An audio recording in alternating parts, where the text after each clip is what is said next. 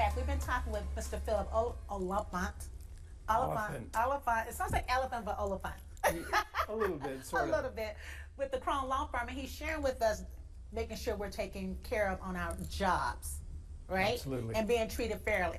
But I want to ask you from what we talked about before the break, how did you know that that was a good case, that the employees had a good case to say they were being overworked? Well, although 4 people came to us with the problem, we saw that this employer employs thousands of people under similar circumstances. So just the numbers said that this is a case worth exploring.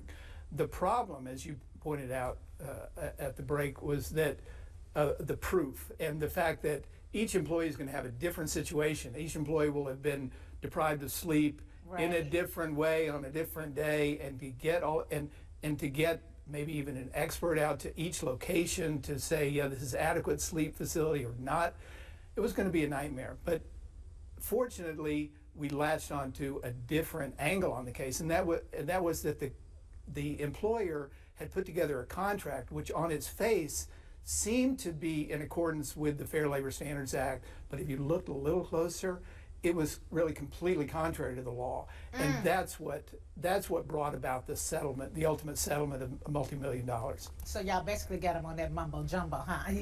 You unpack that mumbo jumbo like, that's right. This ain't it. That's right. So what is the typical process for a case like this? Well, for a collective action, now you've heard of class actions, Correct. But in the wage and hour arena, it's called a collective action. The difference is that people have to opt into the process instead of opt out of the process.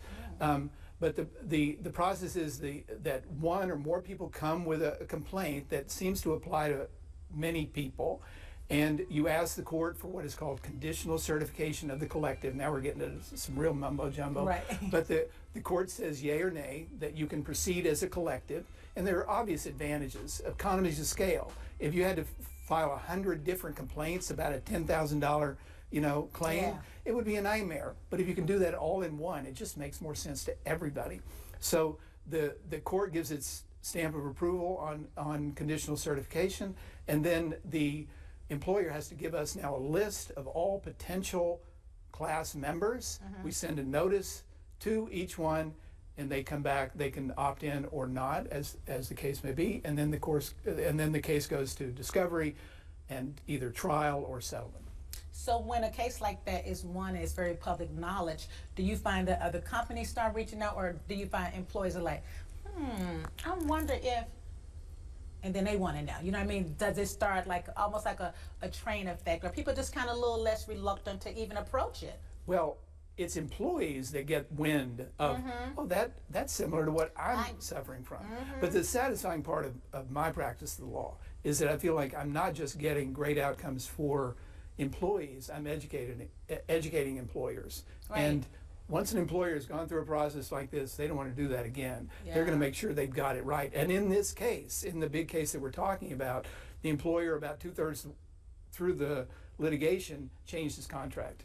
So that it's fully in accord with the law now. Oh no, that's awesome. So so now we're making big changes that are long lasting, not just one quick fix. That's right. You're setting the system up. Which is why I went to law school in the first place, to make some sort of a difference. Yeah, I mean, because everybody doesn't, I mean, it's hard to know everything. You just feel like I'm doing this amazing job. Yeah. But you're probably being deprived of something that you didn't even know. Absolutely. And our mental health now is such, so important. All of that plays such a big role. Absolutely.